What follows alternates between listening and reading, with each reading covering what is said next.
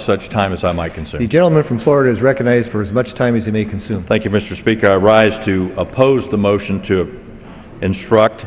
And as our committee works in a bipartisan fashion in an ongoing investigation of the Department of Veterans Affairs, we have continued to work and will continue to work in that bipartisan manner through legislation and aggressive oversight. Veterans are not a partisan issue and must remain as such. That's why I'm a little bit confused about the motion to instruct that's been offered by my colleagues across the aisle today. With the vote that was just held to authorize us to go to conference, it would really not be prudent to prematurely direct our conferees to already recede to the Senate position before we even sit down and discuss whatever the matter that we may have with the Senate is. The House amendment contains the text of H.R. 4810 and H.R. 4031, which have both passed the House with overwhelming bipartisan majorities and could be taken up right now by the Senate and sent to the President today. Since it's clear that the Senate doesn't intend to do that, our only option is to go to conference so that both chambers, the House and the Senate, can work together to smooth out the differences.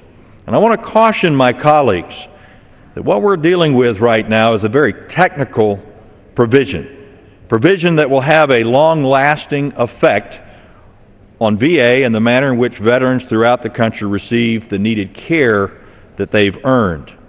The gravity of the issues before us and the differences in how we solve them does require that the House members be given an opportunity to sit down face to face with our Senate colleagues so that we might make sure that we get this right for our veterans and their families.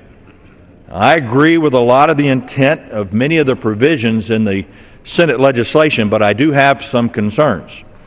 First, as the Senate bill is currently written, it provides an expedited appeal right for senior executive service employees at VA who are fired by the new removal authority that is authorized by this bill. The House has already passed similar provisions in H.R. 4031 with appeal rights that follow exactly what we as members of Congress have in regards to our congressional staff. And while I'm open to discussing appeal rights, I am concerned that the Senate bill really doesn't change the status quo and could in fact limit the Secretary's authority to remove poor-performing employees. In short, without accountability, reform will not be possible.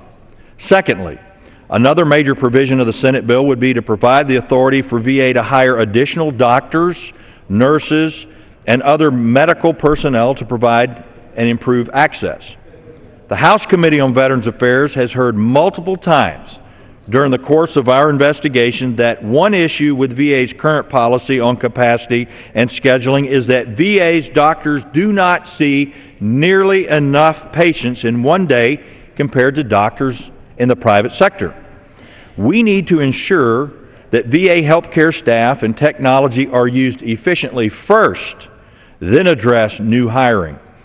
Therefore, before Congress authorizes new funding for a whole new slew of medical personnel, I believe that VA managers must re-examine their current policies and see if they can improve the efficiency and effectiveness of the personnel that are already in place. And finally, the Senate bill essentially gives the VA a blank check to fund the requirements of this bill.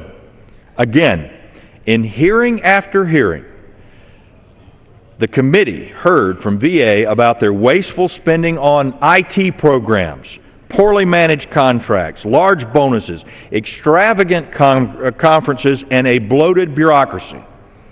In short, this is not an agency that Congress should be cutting strings, a no strings attached blank check. It is imperative that Congress follow a more methodical yet quick approach to funding new requirements which preserves Congress's oversight responsibility to protect taxpayer resources provided on behalf of America's veterans. This is the House position, and we ought to fight for it. Now look, I don't doubt that my colleagues' sincerity to quickly and efficiently pass legislation to help address the countless issues that are facing the Department of Veterans Affairs today. However, the best way to do this and to ensure that all of the issues are on the table to work out our differences with the Senate is with a conference committee. I urge my colleagues to oppose the motion to instruct, and I reserve the balance of my time. The gentleman from Florida.